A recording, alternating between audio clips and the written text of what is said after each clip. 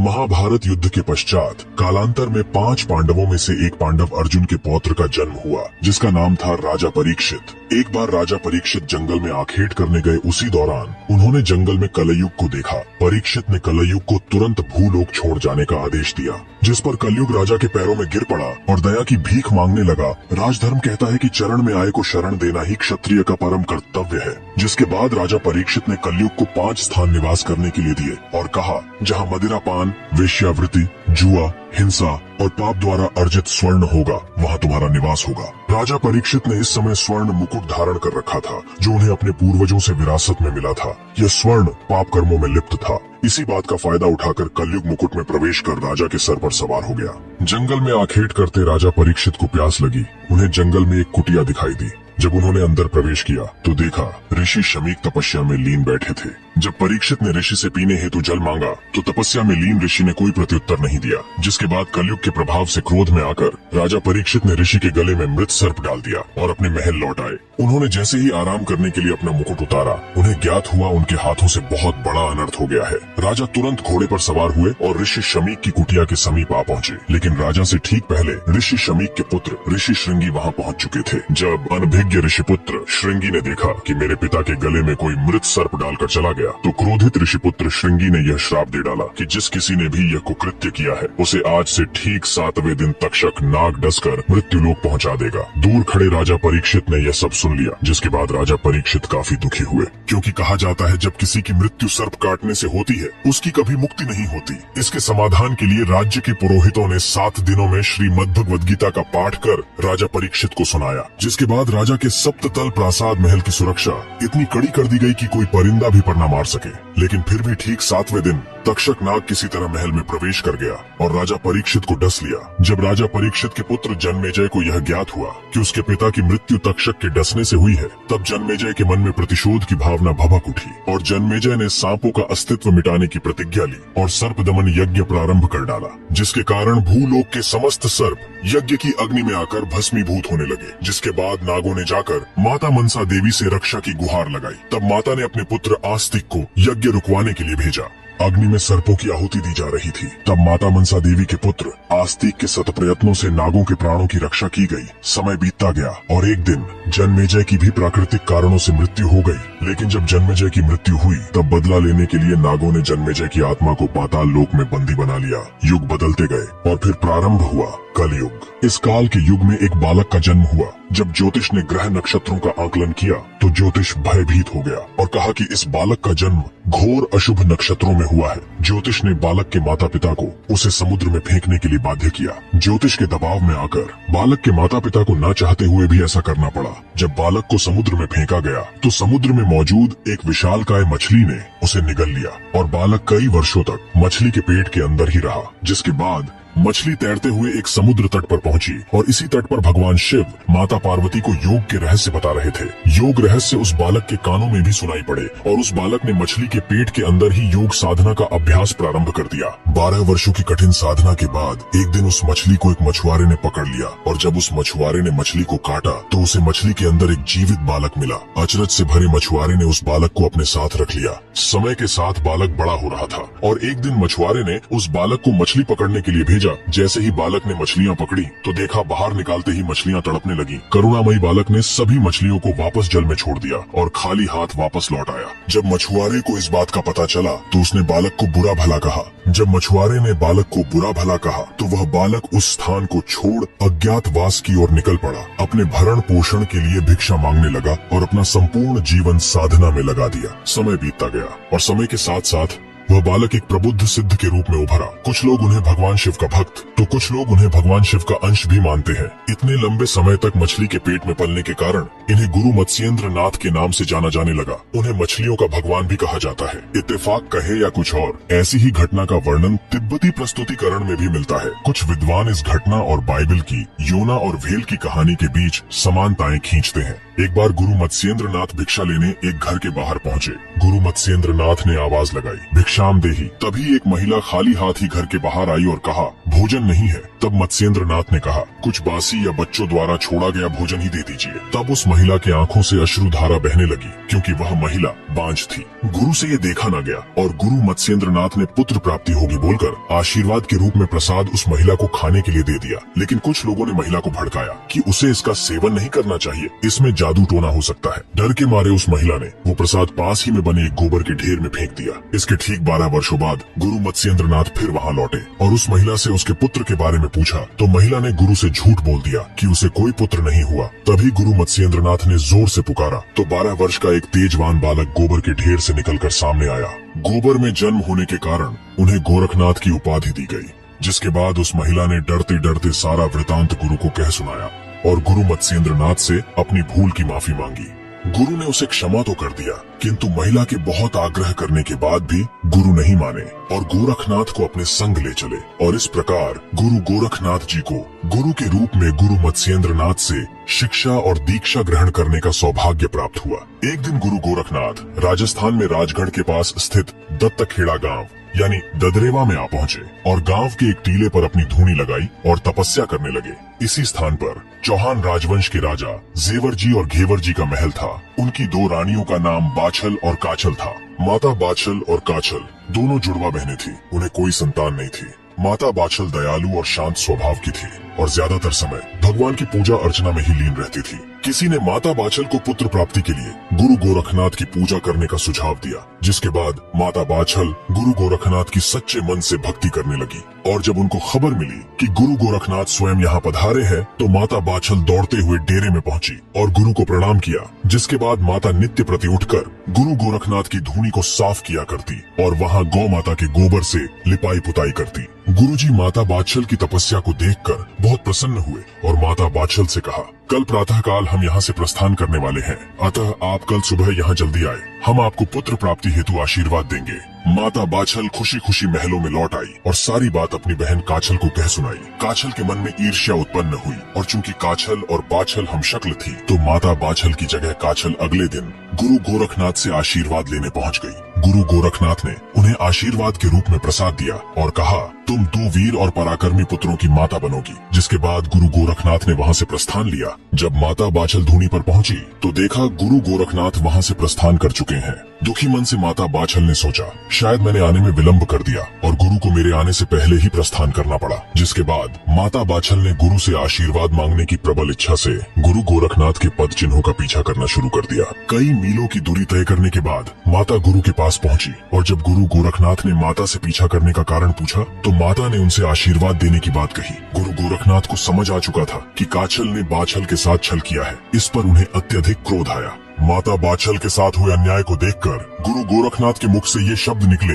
कि मैं तुम्हें एक तेजस्वी पुत्र प्राप्ति का वरदान देता हूँ और यही बालक आगे चलकर काछल के दोनों पुत्रों का वध करेगा। जिस पर माता बाछल ने गुरु से अनुरोध किया कि ऐसा न करे, अगर उसे 2 पुत्रों का आशीर्वाद दिया है तो मुझे उससे कोई आपत्ति नहीं। लेकिन गुरु मुख से निकले शब्दों की नियति तय हो चुकी थी। जिसके बाद गुरु गोरखनाथ उनको तेजस्वी पुत्र का वरदान देने के लिए पाताल लोक में प्रवेश कर गए और वहाँ से नागों द्वारा बंधी बनाई गई पांडव अर्जुन के पड़पौत्र राजा जन्मेजय की आत्मा को गूगल में छुपाकर भूलोक पर लौट आए। नागों ने गुरु का पीछा किया और अंत में थक हार कर नाग वापस पाताल लोक की ओर लौट गए। किंतु तक्षक नाग गुरु गोरखनाथ का पीछा करते करते भूलोक पर आ गया और गुरु के हाथ से गूगल छीनकर निगलने लगा। सौभाग्य से वहाँ एक युवक प्रक्षालन यानी साफ सफाई का कार्य कर रहा था। जब उसने देखा कि साधु के हाथ से नाग ने कुछ वस्तु निगल ली है, तब उसने नाग पर झाड़ू के डंडे से प्रहार किया, जिसके कारण गूगल तक्षक के मुख से नीचे गिर पड़ा। गुरु गोरखनाथ जी ने गूगल उठाई और उस युवक को वरदान दिया कि इस गूगल से उत्पन्न बालक बड़ा ही सिद्ध पुरुष होगा, जिसके भजनों का तुम लोग गायन करोगे। ऐसा कहकर गुरु गोरखनाथ जी अंतर्ध्यान हो गए। तक्षक नाग भी निराश होकर पाताल लोक लौट गया। जिसके बाद गुरु गोरखनाथ माता बाछल के सामने प्रकट हुए और उन्हें दिव्य पुत्र प्राप्ति का आशीर्वाद देते हुए वह गूगल प्रसाद के रूप में दे दिया। और इस प्रकार राजा जन्मेजय को माता बाछल के गर्भ में स्थान मिला। गुरु गोरखनाथ के आशीर्वाद के अनुसार कालांतर में एक तरफ घेवर सिंह चौहान की पत्नी माता काछल ने, तो वहीं दूसरी ओर जेवर सिंह चौहान की पत्नी माता बाछल का एक ही समय पर गर्भ धारण हुआ। जब काछल ने देखा कि बाछल के पेट में भी बच्चा है, तो उसको बाछल पर संदेह हुआ, क्योंकि काछल को लगा कि केवल मुझे ही गुरु से पुत्र प्राप्ति का आशीर्वाद प्राप्त हुआ है। और काचल ने माता बाछल पर कलंक लगाते हुए यह बात अपनी ननद छबीली को कह सुनाई, जिसके बाद क्रोध में आग बबूला हुई छबीली बाछल के महलों में आ पहुंची और माता बाछल को खरी खोटी कह सुनाई। माता बाछल ने उनको सारा वृतांत कह सुनाया, किंतु छबीली को माता बाछल की बातों पर विश्वास नहीं हुआ और छबीली अपने पिता अमरपाल सिंह चौहान के समक्ष उपस्थित हुई और बाछल को कलंकित करते हुए माता के बारे में सुनी सुनाई बातें कह डाली। जब अमरपाल सिंह चौहान को बताया गया कि माता बाछल ने उनके कुल को कलंकित किया है, तो अमरपाल सिंह चौहान पुत्र वधू माता बाछल पर अत्यधिक क्रोधित हुए और तुरंत गाड़ीवान को बुलावा भेजा और गाड़ीवान को माता बाछल को उनके मायके छोड़ आने का आदेश दिया। जिसके बाद माता बाछल गाड़ीवान के साथ मायके के लिए रवाना हुई। तपती धूप और गर्मी के चलते माता ने विश्राम करने का सोचा और गाड़ीवान को पास ही के एक पेड़ के नीचे रुकने को कहा। विश्राम करते हुए माता बाछल और गाड़ीवान की आंख लग गई और इसी बीच मौके की तलाश में बैठा तक्षक नाग वहां आ पहुंचा और गाड़ीवान को डस लिया और अब माता बाछल को डसने के लिए आगे बढ़ने लगा। गुरु गोरखनाथ के आशीर्वाद के कारण अपार शक्तियों से परिपूर्ण वीर गोगाजी के रूप में माता की कोख से बाहर प्रकट हुए और अपने एक ही हाथ से तक्षक का गला धर दबोचा और तक्षक नाग तड़पने लगा और उनसे दया की भीख मांगने लगा। तब जन्मेजय यानी गोगाजी ने उसे तुरंत गाड़ीवान के शरीर से जहर सोख कर उसे पुनः जीवित करने का आदेश दिया।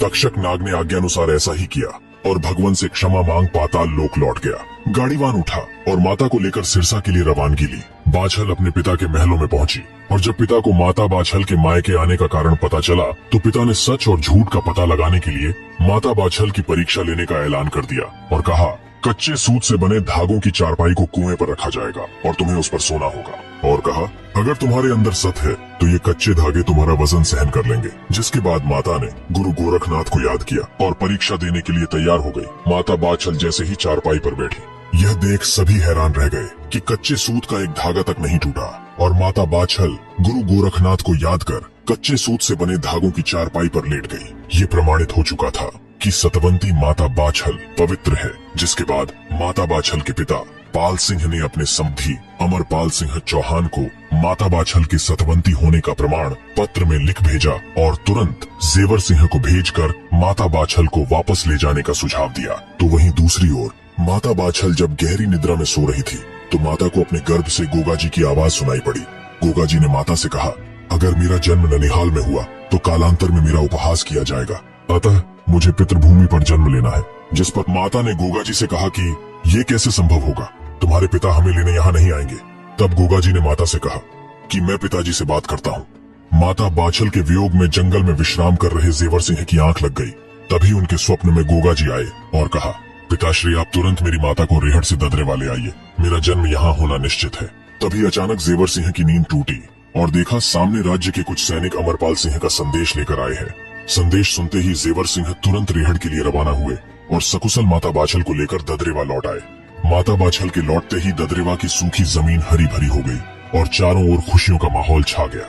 समय बीता और आखिर वो शुभ घड़ी आ ही गई जब गुरु गोरखनाथ के आशीर्वाद के अनुसार भादो सुदी नवमी विक्रम संवत 1003 को माता बाछल की कोख से वीर गोगाजी का जन्म हुआ। तो वहीं दूसरी ओर माता काछल ने अर्जन और सर्जन 2 जुड़वा बच्चों को जन्म दिया। शुभ मुहूर्त में जन्म होने के कारण गोगाजी का भव्य जन्मोत्सव रखा गया। तो वहीं अशुभ मुहूर्त में जन्मे जुड़वा भाइयों की कोई खुशियां नहीं मनाई गई। यह देख माता काछल के मन में गोगाजी के प्रति द्वेष उत्पन्न हुआ और काछल ने सोचा, इसके जन्म लेते ही इसे मेरे बेटों से श्रेष्ठ माना जा रहा है।